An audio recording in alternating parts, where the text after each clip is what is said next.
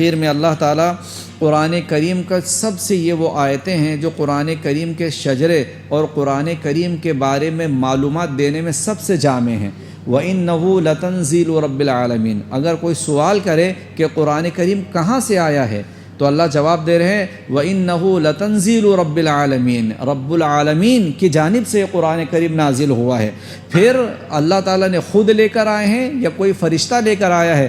نزل بہ الروح الامین، اسے روح الامین جبریل امین اس کو لے کر آئے ہیں۔ لے کر کہاں پر آئے ہیں؟ کس کے پاس لے کر آئے ہیں؟ علی قلبک، آپ کے قلب مبارک پہ یہ قرآن کریم کو لایا گیا ہے، آپ کے قلب مبارک پہ یہ قرآن کریم اتارا گیا ہے۔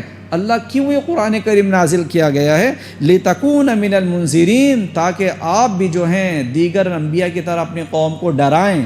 پھر سوال، اللہ آپ نے کس زبان میں قرآن کریم کو نازل فرمایا؟ بِلِسَانٍ عَرَبِيٍّ مُبِينٍ، ہم نے صاف واضح عربی زبان میں نازل فرمایا۔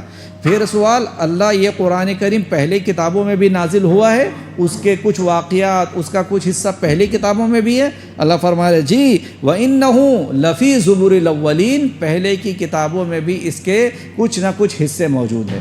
سبحان اللہ، دیکھیں پورے کے پورے قرآن کریم کی جتنی معلومات ہیں ان 4-5 آیتوں میں اللہ تعالیٰ نے فرما دیا کہ قرآن کریم اللہ کی جانب سے نازل ہوا ہے، فرشتہ روح الامین لے کر آئے ہیں، آپ کے قلب مبارک پر لائے ہیں تاکہ آپ اپنی قوم کو ڈرائیں، عربی زبان میں واضح لا کر لے کر آئے ہیں، اور یہ مضامین کوئی نئے نہیں، ان مضامین کا کچھ حصہ پچھلی کتابوں میں بھی موجود ہے۔